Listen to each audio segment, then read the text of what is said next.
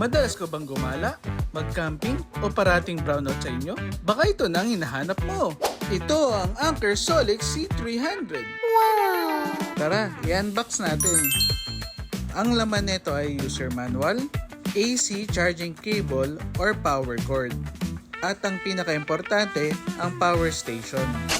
Meron itong 300 watts output na kayang patakbuhin ang mga small appliances. Wow! Napakadali lang niyang gamitin. I-hold lang ang power button para lumabas ang display.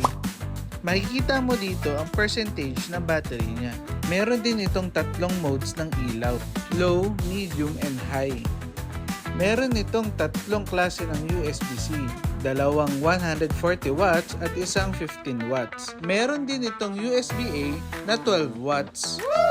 Ayos, di ba? Cable na lang ang kailangan mo. Sa baba naman, meron siyang dalawang AC port na merong on and off button. Meron din siyang 12 volts car socket na pwede mong gamitin sa mga gamit mo sa sasakyan. Sa gilid naman niya, dito natin makikita ang air vent for cooling at AC port para sa charging niya. Sa likod naman, dito natin makikita yung handle niya. At sa kabila naman, meron ulit siyang air ventilation. Meron din siyang port para sa solar panel na kayang mag-charge from 60 to 100 watts. Wow! Kaya niya mag-full charge sa loob ng 1.5 oras.